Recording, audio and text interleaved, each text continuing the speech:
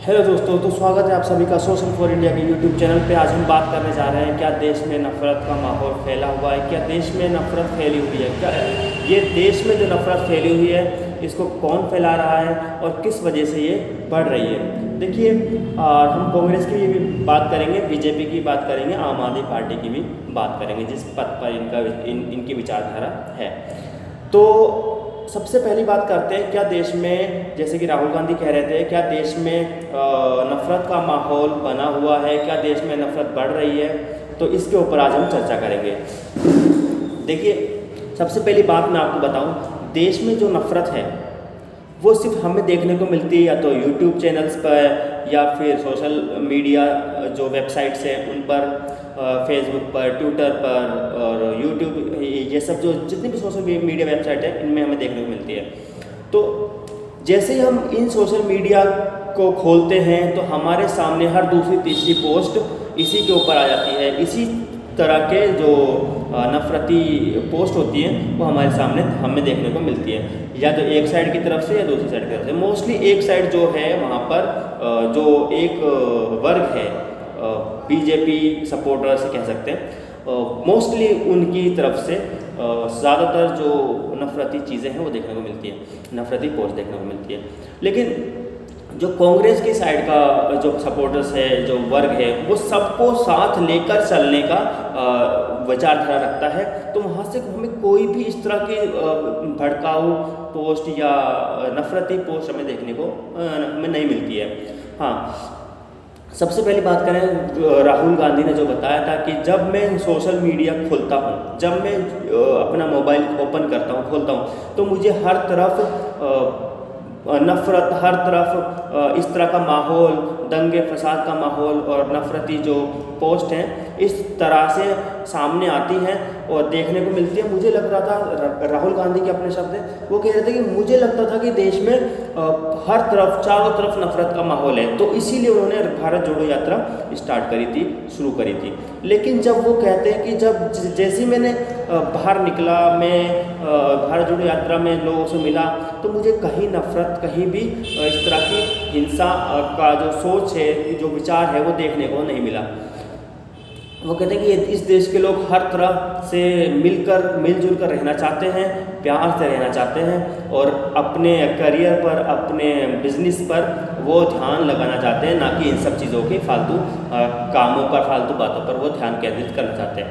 हाँ, लेकिन जैसे हम सोशल मीडिया खोलते हैं, जैसे हम यूट्यूब खोलते हैं, इस तरह की जैसे सोशल मीडिया वेबसाइट ओपन करते हैं, फेसबुक, ट्विटर, जो भी है, तो हमें हर दूसरी तीसरी पोस्ट इस तरह की देखने को मिलती है। देखो, दो साल में लॉकडाउन के हमें घर में रहना पड़ा मोस्टली, तो हमारी जो ज़्यादातर इन्फॉर्मेशन प्राप्त करने का जो सोर्स था वो सोशल मीडिया था, वो यूट्यूब था।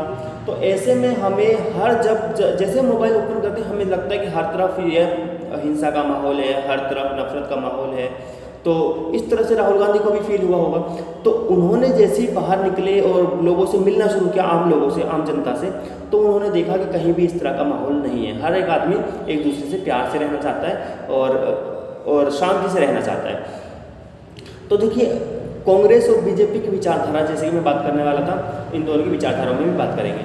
तो बीजेपी की विचारधारा स्पष्ट है, किसी एक वर्ग को टारगेट करते रहना जिससे कि दूसरा वर्ग संतुष्ट रहे, युवाओं में रोष पैदा रहे, जिससे कि एक नफ़रत बनी रहे, और नफ़रत बनी रहेगी तो उनका वोट बैंक, जैसे मैं पिछली वीडियो में बताया था आपको, उनका वोट बैंक बना रहेगा। और एक वोट बैंक उनका 30 से 33-34% का वोट बैंक उनका हमेशा बना रहता है। इसी वजह से, क्योंकि वो इसी तरह के नेताओं को उनको फ्री रखते हैं। कुछ नेता वो ऐसे क्रिएट करते हैं जो कि हमेशा इस तरह के भड़काऊ भाषण देते रहते हैं। कुछ वो सपोर्टर इस तरह के क्रिएट करते हैं या अपनी पार्टी से जोड़ते हैं। ख़ासतौर से ऐसे जो युवा हैं जो हमेशा नफ़रत के चीज़ों में लिप्त रहते हैं, उनको बीजेपी जोड़ने का काम करती है अपनी पार्टी से। क्यों? ताकि वो नफ़रत, जितना हिंसा और नफ़रत का माहौल खोलेंगे इस देश में, उतना ज़्यादा उनका वोट बैंक जो है सुरक्षित रहेगा।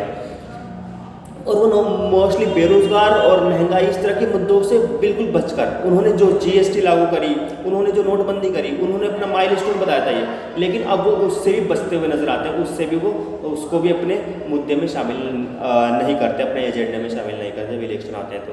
क्यों? क्योंकि वो सब चीज़ उनको पता है वो चीज़ फेल है, कंप्लीटली फेल हो गई। मोदी जी ने खुद कहा था कि अगर इसका पॉजिटिव रिजल्ट ना देखने को मिले तो मतलब चौराहे पे आने को तैयार होना कहीं भी। तो इस तरह के शब्द का उन्होंने भी इस्तेमाल किया था। तो लेकिन जो है क्या वो माइलस्टोन उनको मिला जिसकी वजह से नोटबंदी की थी? कुछ भी हमें पता है कुछ समय के लिए उसका पॉजिटिव रिजल्ट आया, लेकिन क्या इतना पैसा जो हमने लगाया है नए नोट छापने में, नोट को वापस कलेक्ट करके आरबीआई ने जब उनको कलेक्ट करके वापस अपने ऑफिस में लिया, देन उसकी जगह पे नए नोट छापे, कितना पैसा लगा? तो इतना पैसा क्या 1 साल 2 साल का जो पॉजिटिव रिजल्ट है उसको प्राप्त करने के लिए उन्होंने किया था?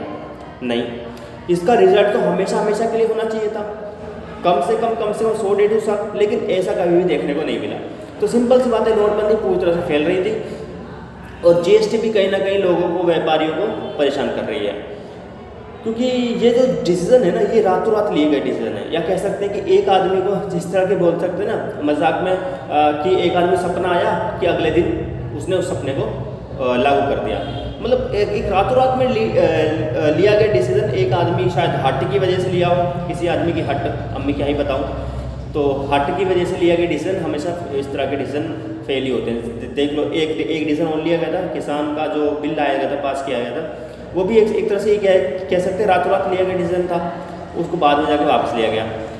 तो ऐसे में क्या ये मोदी जी या बीजेपी क्या इस तरह के जो नफरती पोस्ट है, जो नफरती बातें हैं, इनको घोल कर समाज में अपना वोट बैंक बचाना चाहती है? लेकिन जो ये कांग्रेस पार्टी है वो हमेशा देश को जोड़कर रखकर आगे बढ़ने वाली पार्टी है। सरदार वल्लभ भाई पटेल हो गए, नेहरू जी हो गए और गांधी जी, सबका एक ही एजेंडा रहा है, सबको साथ लेके चलना। देश में जो ये आज हम देश देखते हैं, जम्मू कश्मीर से कन्याकुमारी तक और गुजरात से लेकर अरुणाचल प्रदेश तक, सारा का सारा अलग अलग विरासतों में बटा हुआ था, लेकिन सरदार वल्लभ भाई पटेल जो कांग्रेस के ही एक लीडर थे, उन्होंने इसको जोड़ने का काम किया। और आज बीजेपी उनको, जबकि बीजेपी आरएसएस के वो खिलाफ थे, कम्प्लीटली इनकी विचारधारा के खिलाफ थे, लेकिन वो अपनी तरफ जोड़ने का काम करते हैं इनका नाम लेकर, जबकि ऐसा नहीं होना ही नहीं चाहिए, क्योंकि वो कम्प्लीटली खिलाफ थे इस तरह की विचारधारा की जो बीजेपी की रखती है। तो ऐसे में कांग्रेस की एक स्पष्ट विचारधारा है, लोगों को साथ लेकर चलना, देश को साथ लेकर चलना, युवाओं को साथ लेकर चलना, मजदूरों किसानों को साथ लेकर चलना। तो ये खून से सींची गई पार्टी है, ये आंदोलनों से सींची गई पार्टी है, इसको बचा के रखना बहुत ज़्यादा ज़रूरी है। एक नई पार्टी मार्केट में आई है, आम आदमी पार्टी। आम आदमी पार्टी शुरू में तो उसने सबको साथ लेकर चलने की कोशिश की, मुसलमानों को, सिखों को, दलितों को, हिंदुओं को, मतलब हर तरह के वर्ग को साथ लेकर चलने की कोशिश की। लेकिन जैसे जैसे वो जीतती गई इलेक्शन, उसने समझ लिया कि अब एक तरह के वर्ग के साथ जैसे बीजेपी रहती है, उस तरह के साथ रहकर उसका विकास संभव है। तो ऐसे में उसने जो कांग्रेस वाली विचारधारा थी, सबको साथ लेकर देश को साथ जोड़कर चलने वाली, उसको छोड़ दिया। अन्याय के खिलाफ कांग्रेस, राहुल गांधी की एक बात मुझे बहुत बेहतर लगती है, अन्याय चाहे वो किसी मुस्लिम लड़की के साथ हो रहा हो, या दलित लड़की के साथ हो रहा हो, या किसी ब्राह्मण की लड़की के साथ हो रहा हो, सबके साथ, सबके अन्याय के खिलाफ वो लड़ते रहते हैं, सबके साथ रहते हैं वो। जहां अन्याय, उसके खिलाफ ये सब कांग्रेस और कांग्रेस पार्टी के लीडर्स खड़े मिलते हैं। लेकिन बीजेपी के लीडर्स, कहीं मुसलमान लड़की के साथ गलत हुआ हो, रेप में उनको बरी कर दिया, गुजरात में हमने देखा, केजरीवाल के मुंह से एक शब्द नहीं निकला। जो भी मतलब कहीं भी एक, मैं हिंदू मुस्लिम करने की कोशिश नहीं बता नहीं रहा, लेकिन ये सच है, कहीं ना कहीं आम आदमी पार्टी इन सब चीज़ों में बचती रही है। लेकिन कांग्रेस पार्टी एकदम निडर होके, उसको इस तरह की चिंता ही नहीं है। तो क्या ही हम कांग्रेस पार्टी के इसलिए इसके साथ हैं, इसकी विचारधारा के साथ हैं, क्योंकि ये वोट के चक्कर में अन्याय के खिलाफ कि वो ना बोले, ऐसी नहीं है पार्टी। अन्याय के खिलाफ भी हमेशा बोलती रही है और राहुल गांधी मुझे हमेशा इम्प्रेस करते आए हैं। मतलब वो हर बंदा हर चीज़ में एकदम स्पष्ट है। तो मेरा कहने का मतलब ये है कि कांग्रेस की विचारधारा सबको साथ लेके चलने की, जैसे एक घर में एक बड़ा होता है वो सभी बच्चों को साथ लेकर चलता है, उसी तरह से कांग्रेस पार्टी है, एक बड़ी पार्टी है, एक बड़ी लीडर की तरह है, एक पिताजी की तरह है, मतलब साथ में सबको लेकर चलने वाली पार्टी। जबकि बीजेपी पार्टी जो है वो एक तरह से पड़ोसी एक ऐसा घर का लीडर की जैसी है जो पड़ोसी के बहकावे में आकर अपने ही देश को बर्बाद कर रहा है, अपने ही घर को बर्बाद कर रहा है ना। एक आदमी ऐसा है जो पड़ोसी के बहकावे में आ गया और अपने ही घर को उसकी बात मान के अपने घर को बर्बाद करने में लगा और साथ लेकर चलने की कोशिश नहीं कर रहा है। तो उस तरह की पार्टी है बीजेपी, जो अपने ही घर को खराब कर रही है। और कांग्रेस अपने ही घर को बचाने के लिए अपने ही घर को एक साथ एकजुट रखकर आगे बढ़ने की पार्टी है। और आम आदमी पार्टी ऐसी पार्टी जो कम्प्लीटली कन्फ्यूज़ है, उसको किसके साथ रहना चाहिए और कहाँ जाना चाहिए। तो बात ऐसी है, देश में दो ही विचारधारा है बीजेपी की, जो कि सांप्रदायिक है, हिंसक है और कम्प्लीटली बायकॉट गैंग बोल सकते हैं। इस तरह के लोगों की पार्टी जो हमेशा नफ़रत के दिमाग, उनके अंदर नफ़रती दिमाग है, नफ़रत भरी हुई है अंदर से पूरी तरह से। एक कांग्रेस की विचारधारा है जिनके अंदर हमेशा उनके दिमाग में प्यार, मोहब्बत, सबको साथ लेकर चलना, सबके लिए काम करना, उस तरह की विचारधारा वाली पार्टी है। तो जो कह सकते हैं हम कि सभी लोगों को आगे आने वाले इलेक्शन में मुझे लगता है, चाहे कोई भी लोकसभा इलेक्शन हो, कांग्रेस को ही सपोर्ट करना चाहिए, क्योंकि नेशनल लेवल पर बीजेपी के साथ जो टक्कर दे सकती है बीजेपी को, दैट इज़ कांग्रेस। तो आम आदमी पार्टी जो कि कंफ्यूज है कम्प्लीटली, उसको तो अब लोकसभा इलेक्शन में तो वोट देने का कोई फ़ायदा है नहीं। तो जितने भी मेरे भाई इस तरह की वीडियो देख रहे हैं, मेरी वीडियो जो देख रहे हैं, तो आपको डिसाइड करना होगा कि आप देश को बढ़ाना चाहते हैं, देश को तरक्की देना चाहते हैं, देश को बर्बाद करना चाहते हैं। क्योंकि देश बर्बाद होगा जब देश की चीज़ों का बायकॉट होगा, देश बर्बाद होगा जब देश में हिंसा फैलेगी, देश बर्बाद होगा जब हिंसा की वजह से इंफ्रास्ट्रक्चर में आग लगाएंगे लोग, इस तरह के दंगे करेंगे, देश बर्बाद होगा। लेकिन अगर देश को तरक्की लेकर चलना है, देश को तरक्की देनी है, तो देश के सभी लोगों को साथ लेकर चलना होगा, देश में प्यार मोहब्बत का माहौल बनाना पड़ेगा। ये राहुल गांधी पहले बता चुके हैं, सबको साथ लेकर प्यार मोहब्बत से होगा ये इस देश का विकास, ना कि सबको अलग अलग बिखरा कर, अलग अलग करके और इस तरह से डिवाइड करके नहीं हो पाएगा। तो मैं ये कहना चाह रहा हूँ कि सबको साथ लेकर चलने वाली जो पार्टी है उसी को वोट दो, उसी के साथ रहो, उसी को लोकसभा इलेक्शन में जो है आगे हमें रहना है, उसके साथ देना है। देखो मीडिया का भी वही काम है, सबको एक जिम्मेदारी मिली हुई है, मीडिया को जिम्मेदारी मिली हुई है तुम्हें हिंदू मुस्लिम करना है, लोगों को जिम्मेदारी मिली हुई तुम्हें सोशल मीडिया पे हिंदू मुस्लिम करना है, जो स्थानीय जो नेता हैं छोटे मोटे उनको ये जिम्मेदारी मिली हुई है तुम्हें स्थानीय स्तर पर हिंदू मुस्लिम करना है। अपने ही देश के लोगों का, अपने ही देश के लोगों की जो प्रोडक्ट है उसका बायकॉट करते रहो, अपने ही देश की फिल्मों को बायकॉट करते रहो, अपने ही पैरों पर कुल्हाड़ी मारते रहो। अब बताओ क्या ये बायकॉट से देश की तरक्की होगी? अपनी ही चीज़ों को बायकॉट कर रहे हो। तुमने चाइना के मोबाइल का बायकॉट नहीं किया, तुमने चाइना के प्रोडक्ट का बायकॉट नहीं किया, तुमने चाइना से आने वाले पटाखे, आने वाली फुलझड़ियाँ, आने वाली जो डेकोरेशन का सामान उनका बायकॉट नहीं किया, सब बिक रहे हैं मार्केट में। और जबकि डेटा कह रहा है कि पिछले साल की तुलना में इस बार का इंपोर्ट दुगना हो गया, डबल हो गया। सोचो, तो ऐसे में 2014 से 2022 तक इंपोर्ट देखा जाए तो बहुत ज़्यादा बढ़ चुका है। इंपोर्ट इतना बड़ा होगा ना चाइना से हमारा कि हम बता नहीं सकते। अपने देश की चीज़ों का बायकॉट कर रहे हो और विदेश की चीज़ों को इंपोर्ट कर रहे हो। अब ये बताओ किस देश की इस तरह तरक्की होगी? तो तुम यार अंधभक्ति के चक्कर में, किसी एक वर्ग से नफरत के चक्कर में अपने ही देश को बर्बाद कर रहे हो। तुम काहे के देशभक्त हुए भाई? कोई देशभक्ति नहीं है ये। सबसे पहले तो अपने अंदर की नफरत ख़त्म करो।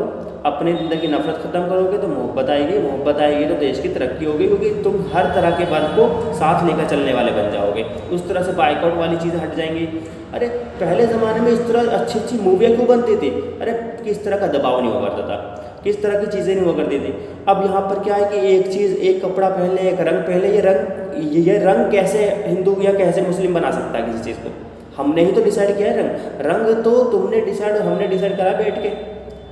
रंग का कोई धर्म नहीं होता। ये तो अरे उस गाने में दीपिका पादुकोण ने 20 तरह के रंग के कपड़े पहने हैं। अब एक तरह के रंग के उसमें बीच में कहीं ना कहीं आ सकता है ना, वो तो कोइंसिडेंस हो गया। एक तरह का रंग अगर बीच में आ गया, वो तो पता नहीं कितनी फिल्मों में पहना गया है। तो इस तरह की चीज़ों का लेकर बायकॉट करना मंद बुद्धि की निशानी है, बेअक्ली की निशानी है। तुम अब क्या ही बोल दूँ, तो प्यार से रहना तो देश को तुम तरक्की दे पाओगे। नफरत में बन रहकर अगर कोई काम करोगे तो देश बर्बाद होगा। तो सिंपल सी बात है, कांग्रेसी विचारधारा ही देश को आगे ले जाएगी। बीजेपी की जो विचारधारा है, मुझे नहीं पता कि ये कितने तरक्की दे पाएगी देश को। तो यहाँ पर मैं इस वीडियो को इधर ही अंत करता हूँ। मिलता हूँ फिर किसी नेक्स्ट वीडियो में, और तब तक के लिए जय हिंद।